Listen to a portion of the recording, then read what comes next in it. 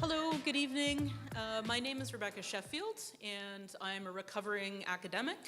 I'm currently working as a senior policy advisor for the Archives of Ontario. Tonight, however, I'm not representing the Crown, but only my own opinions, which are sometimes more interesting. And I would like to say a little bit of my background. So I grew up in Saskatoon, territory of Treaty 6. And my interest in community and community heritage started really early when I realized that I didn't know anything about the people that I came from, but also the person that I was becoming. So sometimes when you come out, you have to be what Esther Newton would call an anthropologist, discovering your own community. And so my interest in finding out who I was actually led me to a lot of different opportunities. And probably the most prominent one was that I was the first professionally trained archivist to serve as the executive director for the Archives, formerly the Canadian Lesbian and Gay Archives. And in that position, I was challenged to think in new and exciting ways about archives. I was challenged to think about how that archives is or is not a community archives, who it serves, who it doesn't serve. And it's really served me well to have that experience now going into a completely different world of government record keeping. So, thanks. Hi everyone, thank you all for being here. My name's Desmond Wong. I am a settler. I was born in these lands, but I trace my ancestry through Hong Kong and via China. I was born in Treaty 13 territory, which is here, but I also grew up in Mississauga, Scugog Island territory, which you may know as like Scarborough and Markham. I'm a librarian. Feels really good to say that in an archive because I've been holding that in as a secret for the last 20 minutes and I can't take it. I am an outreach librarian. I am the outreach librarian at the University of Toronto Libraries. I'm physically located at Oisey Library, and my job is specifically to work with Indigenous students, faculty, and staff to improve relationships, to build our services together, and to move away from the sort of heteropatriarchal and settler colonial ways that we've moved forward as a library institution. However, in a previous life, I'm not a complete imposter, I was an archivist at the Archives of Ontario, both in the customer services unit and the collections development and acquisitions unit. I'm really happy to be here today and grateful and excited for the conversation we're about to have. Hello, everybody. My name is Ananya, and I'm an arts administrator and a programmer who really has been engaged with how the dynamics between narratives and how we see ourselves. And for me, that started also in kind of looking at where I come from. I immigrated here when I was 10 from India, and my, I guess my curiosity led me to there and looking at how people were telling stories in terms of who they were, not only there, but also expressing an immigrant identity. And I was the executive director at the Regent Park Film Festival for 7 years. And that festival, the Regent Park being very recently the largest and oldest housing project in Canada. You know, that festival is a lot about telling stories and kind of really emphasizing that no one place or person has just one story, that there's complexity and diversity. And so I come here because I started a project called Home Made Visible at the Regent Park Film Festival, which was around documenting or preserving home movies, and it was really sparked by kind of celebrating joy in the lives of Indigenous, Black, and people of color communities. And so I come here from this community-engaged arts perspective rather than the archives, which is a fascinating world, and I'm eager to learn from you all. Hi, my name is Jennifer Asia Fernandez. I'm the Community Outreach Coordinator at the Archives, which was formerly the Canadian Lesbian and Gay Archives. I actually have a background in child welfare, social work, youth work, especially with queer and trans youth. And prior to that, I was an aspiring artist pianist, and I'm still a writer, and so I like creating art spaces for writers, and I did work at a music library. So I sort of bring all these things with me in my work, and in my work at the archives, I work on events, partnerships, and tours.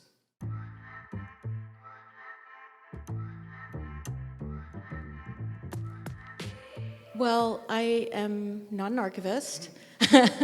I think that's, I sort of bring in some neutral space into the work I do because I'm not a scientist of archives. I work with people and communities, and I work at technically a community archive. I think the feeling is at the archives, ARQUIVES, that our history and herstory was not welcome in the institutional archives, which is why the community archive was created. And so we're 40 plus years old. It was started as an act of love. It was done by volunteers, and that's sort of how the ground was built.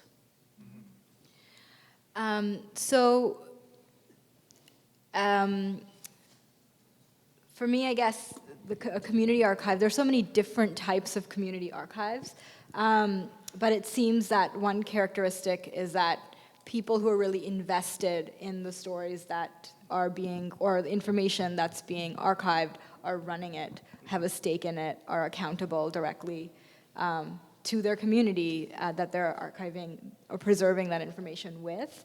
I also can't help but say, but there's a tightness of resources, maybe there's volunteer work. Yeah,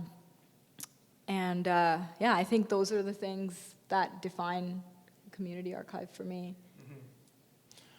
I think that at root between an institutional archive and a community archive is that an institutional archive is built directly out of an institution. So in doing so, it is a product of that institution. And where there are gaps in that institution's practices are where community archives come into play to fill in those gaps. So whether they be for queer people, trans people, Chinese people, community archives that come up to radically presence marginalized folks largely, because those are the people who were intentionally left out of institutional archival practices as a form of not documenting, erasing, and for the state to be violent against marginalized folks. And community archives, given all the other things that my colleagues have already mentioned, it's true that they are largely under-resourced, but they are also closer to the community and more accountable. But also, like I said, they tend to fill in the gap, a voice that is largely left silent. Yeah, I would largely agree with all of my co-panelists here, and just echo what Desmond said, is that in the history of what we now know as archives, they were the institutional repositories for records about that institution. In other words, they were not separate entities. They were offshoots or extensions or arms of the institution that created them.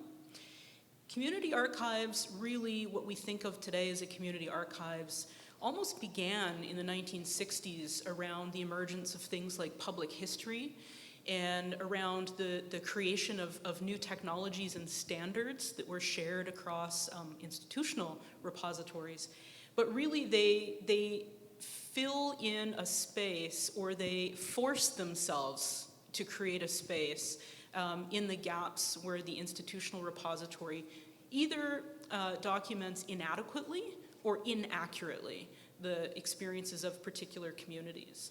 And I would say trying to define what makes a community archives is really a futile process, but we do know that they share some characteristics.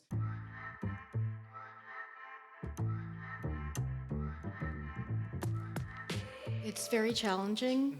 My job at the archives is trying to build bridges with communities that we have historically marginalized, including the trans community, BIPOC communities, and I am BIPOC, so it's an asset to my position, and still I have to hold that card very carefully, and it's not actually a card, it's a whole sheet of skin I wear every day, and navigating that without enough support can be challenging. And also, you know, trying to build those bridges, understanding the history that we have, and really knowing how horrible it is. and still trying to maintain bridges, because I do believe our history is very important and it needs a place where it can be maintained and taken care of. So it's a lot of work, and it's a lot of personal work. It's a lot of my personal connections. It's a lot of me taking personal risks. It's a lot of me using my knowledge of culture, of Toronto, of history, of my community to provide this access. So that in itself can be really challenging because it's pretty vulnerable in that way. Traditionally, especially working for an institution like the University of Toronto, we have not been approaching communities with good faith. And so there's a serious level of mistrust between the community and the institution, and by extension of that, me as a face of that community or of the institution. And so I think a lot about relational work in the context of working for an institutional repository. Like I said, I'm not necessarily an archivist, but I do still work on community outreach. And I think a lot about the concept of relational accountability, which is a concept that is brought to us by Sean Wilson, who is an Indigenous writer who defines relational accountability as both an understanding to each other, but also an understanding of reciprocity and responsibility to one another. And I think about that, especially the reciprocity bit. I think very frequently in institutional settings, we forget that we forget that we need to bring things to the table as well. It can't just be a one-way or an extractive relationship with communities. So I guess I should really quickly tell you about what the Homemade Visible project was. It just finished in September. It was a 3-year project started by the Regent Park Film Festival, and it was addressing a gap in the archives that lacked in home movie footage of Indigenous, Black, and people of color communities. And so what we did was we put a call out nationally. We asked people if they had home movies to digitize, and we would digitize what they had for free. And then we would ask them if they would donate 5 to 10 minutes of a copy of that footage to the York University archives. And they would get to pick what part of their home movie, and they would help, or they would identify how it should be tagged, the metadata, and we would interview them to contextualize the footage that they gave. And along with that, we also had, we commissioned some artworks that helped kind of engage people in what personal archiving means. And so it was a very different experience for us in terms of, I mean, you know, we were actively engaging the difficult history of the archives, and we were speaking to people, we were engaging community as a community organization while in negotiation with the archives of like, we were very clear that, you know, all the rights, what the rights were for the donors, what the consent was, and we managed that relationship. So it felt good in the sense that we were able to give something back, to digitize the footage. It wasn't this like we were just taking their footage and putting it there, and they didn't know what that was about. At any point, they can take that back. So it was kind of like we were all kind of. An aspect of it was a bit healing in terms of our relationship with archives, because we were able to reframe that kind of experience. And also central to the project was the idea of joy, which is fun. So also, I guess, a concept that people don't always associate with archives. So it was a different experience for me. There is a lot of joy in archiving. There's also a lot of mundane sort of grunt work. To be honest, there's a lot of cataloging. There's a lot of conditioning. There's a lot of things that might actually tax a brain for a long time. So it does require a kind of passion to actually do that and to think optimistically that someone is going to pay attention to that record in the future. Or that you are creating or embodying or manifesting an imagined future in today, right? So it takes a lot of passion and optimism to want to be an archivist in that way.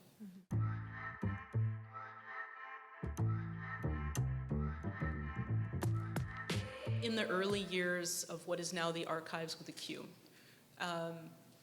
it was really founded by 2, possibly 3 champions who saw that there was something of value there. So the gay liberation movement had come to an extent, had come to a point at which it had produced material culture, but that material culture was so precarious that it could be disappeared at any time. And it was around the same time that a series of articles were published in the Body Politic news magazine, which was the news magazine of record for gay liberation from about 71 to about 87. And that news magazine took work by a fellow named James Stakely that reimagined and revisited the Holocaust and actually talked about how queer people, how gay men were part of Holocaust. And it also talked about how pre-Nazi Germany had a flourishing queer community. And that scared the pants off of gay liberation activists. Because it taught us that basically all of the work that we've done now could be disappeared, right? So the archive became the place that would last, or that would outlast some kind of political turmoil. And in fact, you'll see a very anti-fascist bent in the ways that they collected and practiced because of that, and because of that history. But what they had was a forethought to say, what we're doing now is important. We think that it's going to be important in the future. And so we're going to do the work, the labor, the emotional, the physical labor now for the benefit of future generations. That's really exciting. Then what they didn't think through, perhaps, is that the future generation might not look like them, right? It might not include them. It might not actually want the archives in the way that they'd created it. And so now I think that organization has those growing pains that I'm sure Jennifer is really aware of, where the organization that was meant to be rescuer historians to fill some kind of gap also created all these gaps themselves in the process. So to go back to your original question, I think the CLGA, the archives, is now an institution. You know, the archives is just over 40 years, and I think any community archive has to continue to reshape its focus. Any institution, any archive, any community archive, any organization, anywhere I've ever worked, any family I've ever had to, focus somewhere, somehow. And for me, where we're at, we don't include the real queer and trans stories of our land. So I don't feel in my vision that we're ready to pass this on to an institution that is going to do I don't know what with it when it's not all of our stories. And those archival silences are very large. They don't include people that look like me all the time. And it's very hard sort of being, a bodyguard in a way. Being in the archives, knowing that this place may not represent me, but I'm going to stay here, and I'm going to make sure the next person that looks like me can get through the door, and the next person, and the next person. So eventually we take up enough space. So part of it is taking up space in the archives, and part of it is, those silent moments, along with the archival gaps of a look across a room when a researcher comes in and sees me and goes like, we don't even have a moment to chat, I'm on the run, but what are you doing? You look like me and you're here. You're holding the space. So I think it's shifting the narrative in the archive. And I understand what you're saying, Rebecca, about it being an institution, but I think that that doesn't actually hold weight for the real stories that are in there, because if we were a thorough story of our communities, and this is without any negative connotation towards an institution, then maybe it would be time, because the story has been told. But I don't think this story is finished. We see that, the BIPOC, queer and trans communities are still fighting for space, even within the queer and trans community, fighting for the same rights, fighting for, safety. We still have a huge number of queer and trans kids that are, hurting themselves and getting hurt. So, definition of what our story is gets to be told by us. And I no longer sort of hold weight to anybody else telling my story anymore and telling me what it's supposed to look like. It's my story, it's our story. And I think that's the shift that's coming to the archives. That's why I stay there, because I do believe eventually we will take up more than the gaps. And that's a very powerful perspective. Thank you for sharing that.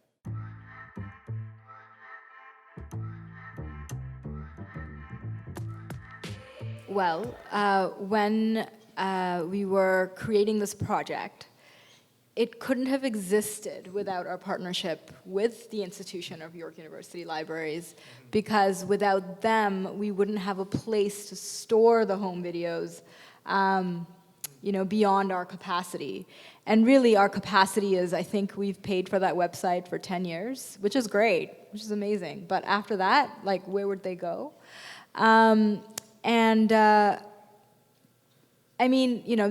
Speaking very specifically from the experience of this project, we've, have an agreement around how people access this material. I'm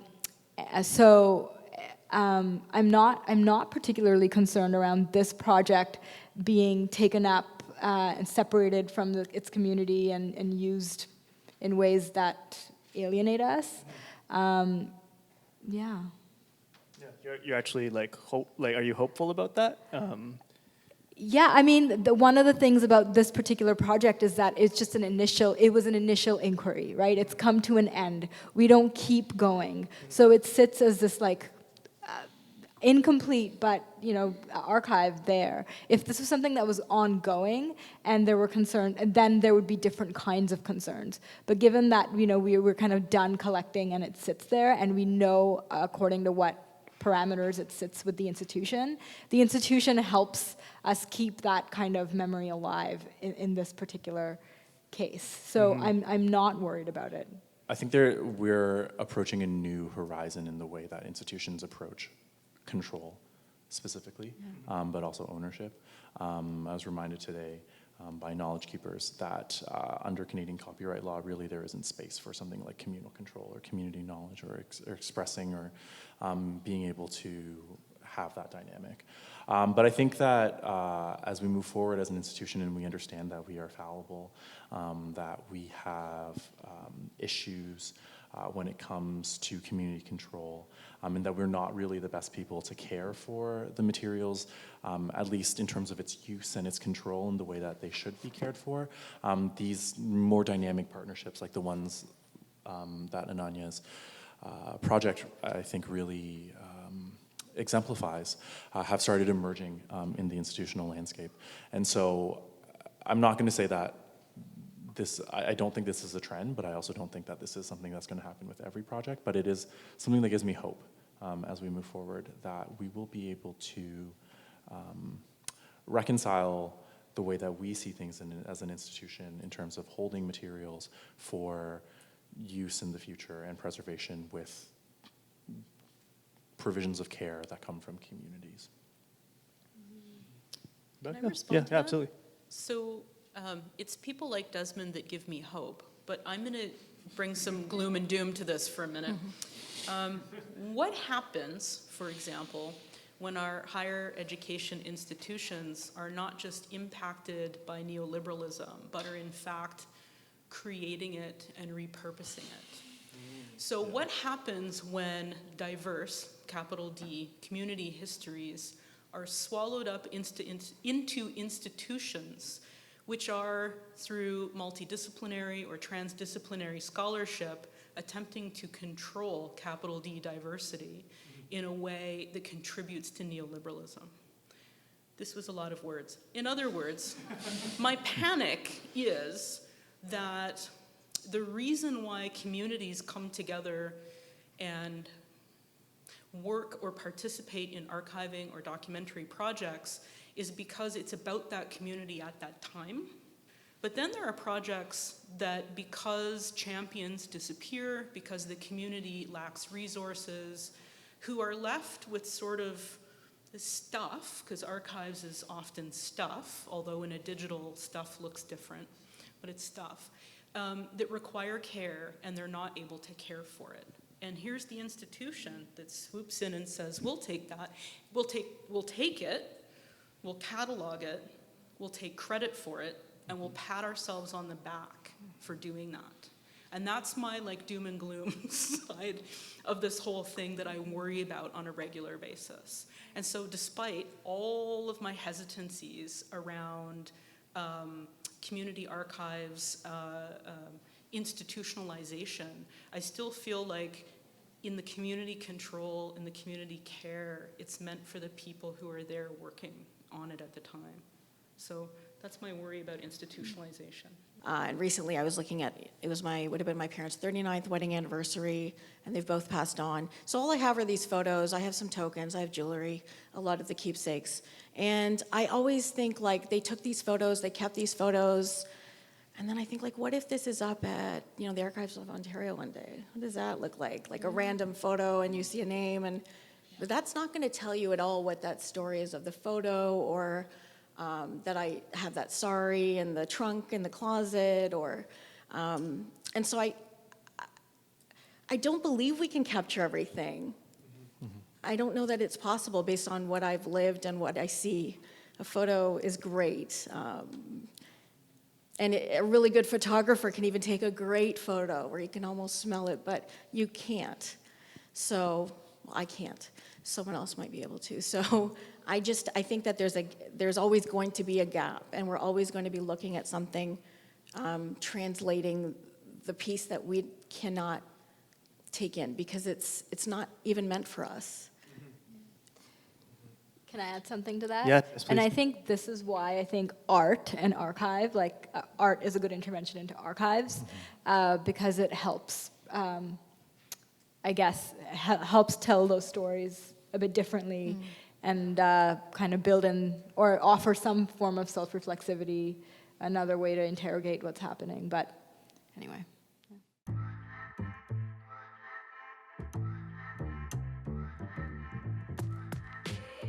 A lot of the work that goes into thinking around archival care for me is about what the intention is for the material.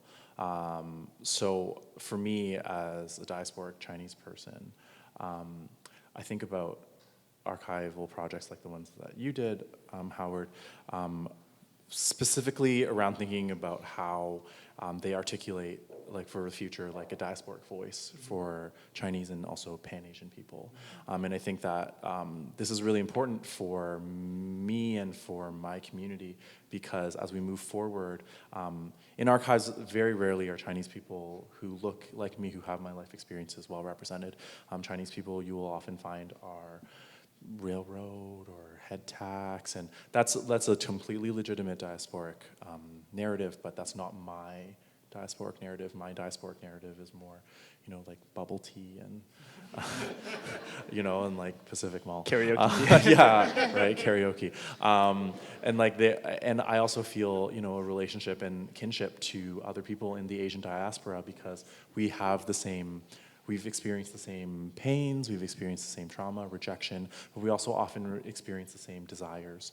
And I think a lot of us actually look to things like the archives and to art as an intervention to archives as we reach for that diasporic voice. And so when I think about archival care in that context, I think about the fact that the materials that are important to us in that sense cannot and should not be locked away in an archive or be co-opted into like a neoliberal institution and is just another asset, so to speak, and then you kind of move on, right? Like I reject this notion of capitalism in the way that we as diasporic Asian people are reclaiming our places in this territory, and also as we think about our places in relation to Black and Indigenous folks, as well as other communities of color, and we think about our solidarity work that way. I think about that care quite a bit.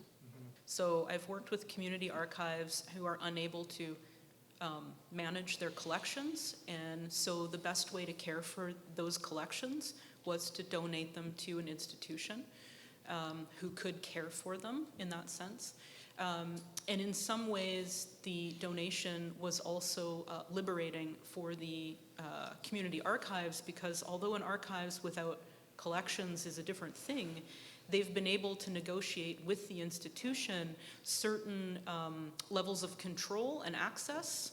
And they've also been able to repurpose the space that they've now created, both labor space and physical space, for community building. So actually storytelling and engaging with those collections. So sometimes care looks different.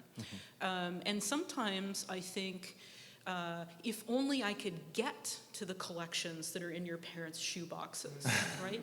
So I mean, yes, we want to keep collections close to records creators and records communities, but by the same token, how do we ever learn from each other if we don't actually access those collections somehow? And I'm not suggesting that a repository like this one, or the Archives of Ontario, or U of T is the only way to make those collections butt up against each other, but it's certainly one avenue of being able to access. And why shouldn't your parents' photographs be validated in an archives the same way my parents' photographs might be validated in an archives? So there is a purpose there. A lot of Black people and people of color are first generation, second generation, fifth generation, whatever it is. A lot of the folks I grew up with in Toronto were born here, or their parents had just migrated, or they had just migrated. So, and I come from a Toronto sphere, like I'm very much from here. It's so important to me that the story of my parents and my family is told from first generation and is held by us, because we have the story, it's our story. And it's complicated from before we even came here. Our story doesn't start when we came here. It's not about just us migrating. So I really think institution's important. It's there, it's present. I'm not saying I would never, ally with them, but I also think that the story of us here and what this looks like as we live here is going to be really important to, 5 generations from now. Not just a random photo with no context, but a photo of like, this is so-and-so, great, came on a plane, worked as a nanny, That story is important to us and how we move as we continue to live here, so.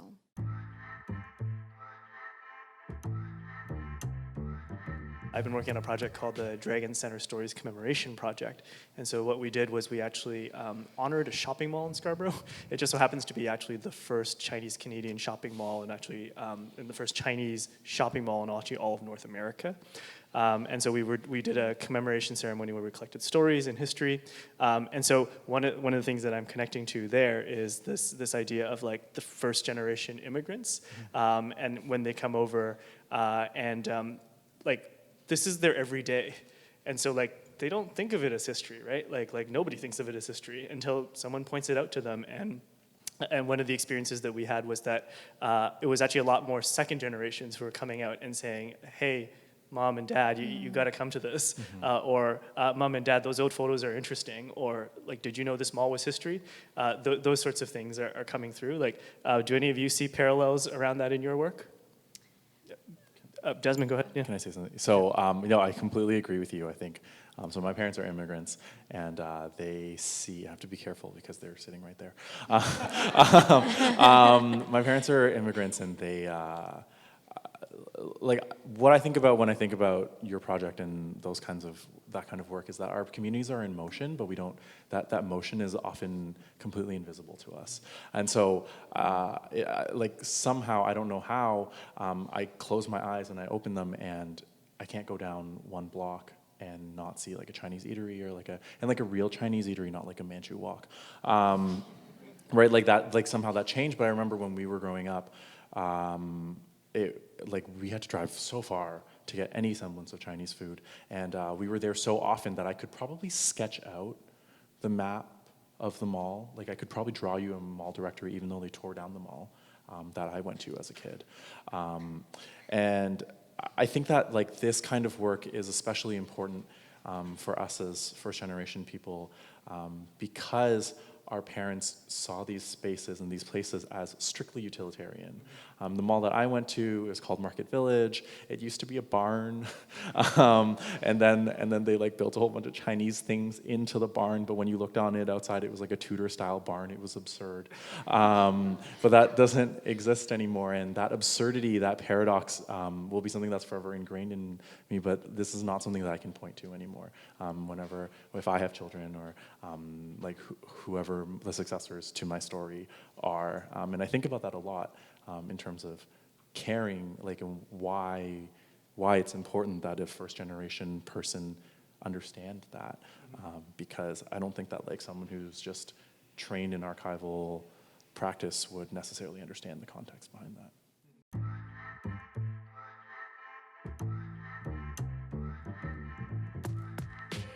I think archives can serve different purposes for different communities. And they're not mutually exclusive. So I think we think of archives as what one person might call an arsenal of accountability.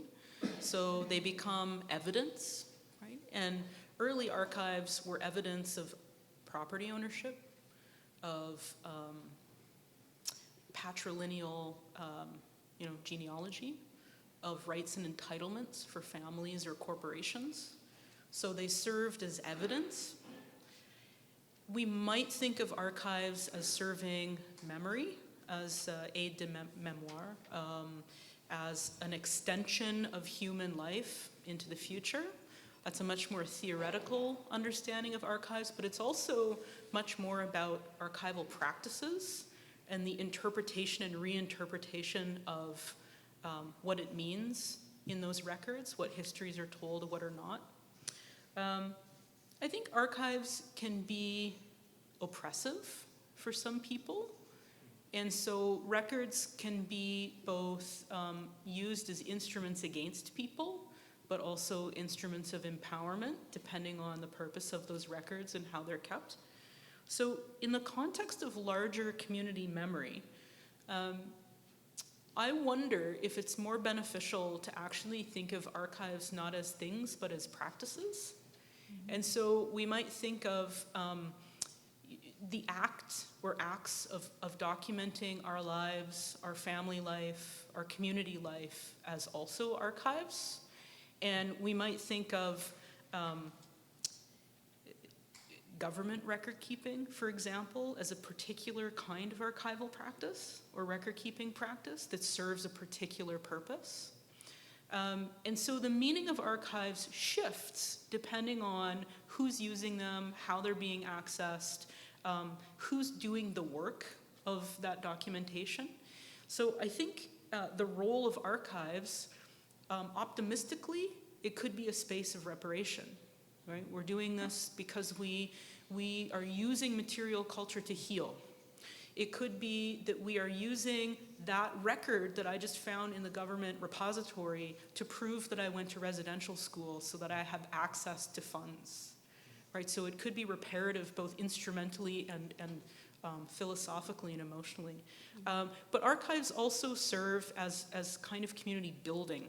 So it's not just that they have a role to play in evidence and memory, but they also have a role to play in the here and now. And so I think that archives are about now and the people doing them as much as our imagined future of what we might want to do the archive for. Yeah. So it's a big question, really. Mm-hmm. I think I definitely agree with everything that Rebecca said. Just agree. Ditto. Times two. But I think about this, archives as a space of reparation, and also specifically archives as a space of state violence, at least institutional archives. I mentioned this a little bit in my opening, but I think that archival silences and gaps and erasures of people within the archives is not a symptom of people simply being forgetful, but actually the archives doing what archival practice was trained to do, which is to focus on whiteness and to center whiteness.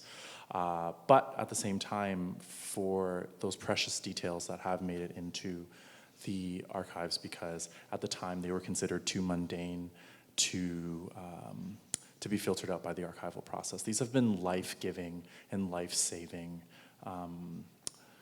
tidbits of information. I think specifically, especially with Grassy Narrows First Nation, with the mercury poisoning, it was denied for so long. The companies denied it, the government of Ontario denied it, and there were so many people who were made ill and died from mercury poisoning. Lives changed irreversibly.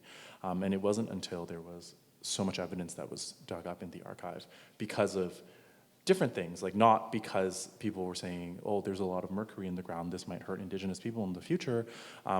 They were doing it because there was an environmental impact assessment, or there was, a study about the fish population, and those kinds of details eked out, put together, have weaved this really inescapable reality that Indigenous people's lands and water rights that they have by treaty are not honored. And I think that this is definitely not the intention of the archive, but in the broader context of the community, archives hold things accountable, and they presence people, which is why I think there is so much of a desire by community to start community archives, to radically presence ourselves as marginalized folks in that same manner. I came to the archives through the question, how do you support the circulation, the creation of more complex and diverse stories. And archives is an important site where that intervention can take place. I think I'd like to tell the story that when I first started working at the Regent Park Film Festival, the festival was going on, and there was a movie playing, and there were a bunch of young men hanging out right outside the auditorium. And I asked them, don't you want to go in? And they were like, not really, because it was a social issues documentary playing, and perhaps that year most of the films were social issues documentaries, and they were like, we don't really want to sit down and watch something depressing happen yet again. We kind of just want to have a good time, and that's a totally valid thing to say. And once again, I'm coming back to joy being a thing that should be in everybody's life. And when I think back to the stories that are told about Indigenous, Black, and people of color communities, and these are important stories that need to be told, they're difficult stories. And I guess our incentive in kind of documenting home movies and bringing that joy was to support different kind of stories being told and shaping a kind of memory that's in our bones, so I feel like I've lost track of what I was saying, but we wanted to contribute, the project wanted to contribute to the archives in a way to motivate new stories, new images, so we could, joy could be part of how we remember ourselves as full beings, not just social issues. Yeah. Thank you. Jennifer, do you have anything to add? I think for the archives, that a lot of folks come in to do research and to access information, to share, to update, to get the real facts on what's happening, what's changing continuously in our queer and trans community. So it serves as a site for record keeping, for research, for facts. And I also think there's also another contingent of people that come in that are community members that come in with groups and do tours and sort of get to see that we've always been here. So that's a great place for them to enter the history and see that they are not the first. Because if we're the first, great, but sometimes it's a lot to be the first over and over and over. And it's great to see that someone else has done it. And if it's brave now, it was so much more braver then. And so we do have records of that. And so, yeah, I do feel like our site works to help people also see that they have queer and trans ancestors, especially if they've been disconnected from their own biological families. The work that I've been doing has been encouraging people to engage with their personal archives as a place to start. And, I bet everybody else on the panel can really break down the kind of things one does when you begin to start an archive. The one thing that I found super important and interesting and motivating is sharing. So if there's a component of archiving that also allows you to share that, that already allows you to connect with people, your community, and share those stories right away. So, and by that, I literally, people think sharing, that's something that happens on social media, but I literally mean like making a zine, or maybe taking a picture of something that you have and mailing that as a card to someone. There are many or simply, talking about it. There are many different forms of sharing, but if that can be a factor that's built into your practice, that's super meaningful. Very cool. Any other thoughts? Oh, go ahead, Rebecca, please. There are some really there's some really present models already in existence. So an archivist today does not have to invent practices. There's a lot of DIY, grassroots, community-oriented instructions for how to digitize an audio cassette, how to capture social media feeds. These already exist, and so it's about being curious and asking people and following some key Twitter hashtags. You will actually, get a lot of information that's already out there. But I think the critical part that I see in community archives that I've visited all over North America is that people share food, they talk, they negotiate again, they eat more, they drink. So there's a lot of community building that has to happen because you're constantly negotiating, first of all, who's going to do the work, who's going to pay for it, what space are you going to use, whether that's physical or online. And also, what are the identities that we want to capture here? How are we going to negotiate conflict in those identities? How are we going to actually negotiate when someone wants to come and use our archives? How are we going to establish ourselves that way?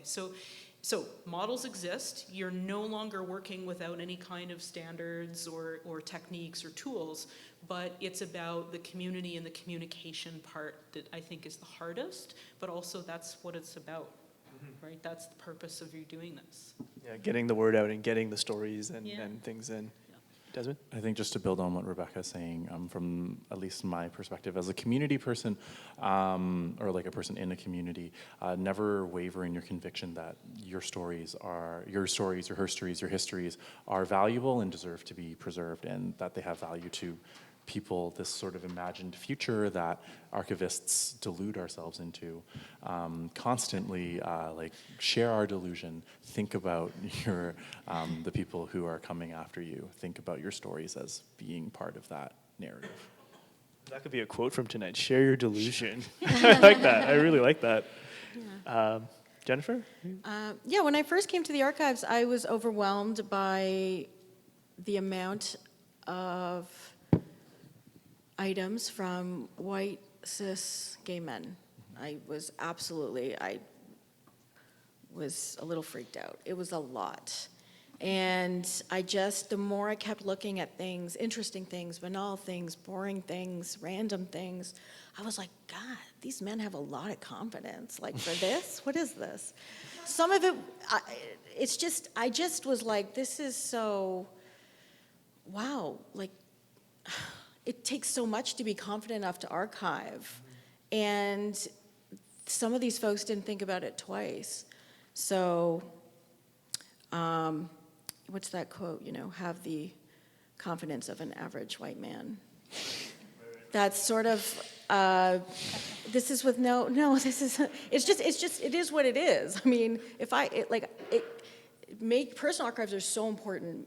Keep your archives, savor your life, right? It's you finding importance in your life at the end of the day. So it's so important, and it takes a lot of confidence, the truth is. I would never have thought that until I saw the amount.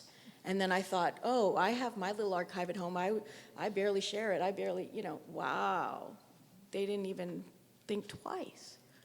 Wonderful, but what does that mean for my community? What does that mean for me within my community? So confidence in your personal archiving is where I found some strength. So. Again, very powerful. Rebecca? I know we're running out of time here, but I just thought I'd share a story about something that happened frequently when I worked at the archives, the CLGA, that to me hit home about why we do this work. So we had a volunteer who'd been a volunteer there for 35 years or longer. He actually won the Volunteer Award of Toronto a while ago. His name's Alan Miller. And he was the reference guy. So if you came in and you had a question, he would be the one that would answer the question. And I guess it was Wednesday afternoon for about 4 or 5 months, an older gentleman would come in, and he was blind, and he had an assistant with him. And they would sit together in the reading room, and they would ask Alan to pull photographs of the gay bars from the 1970s. And he would sit with Alan and his assistant and Alan would describe the pictures to him over and over and over again.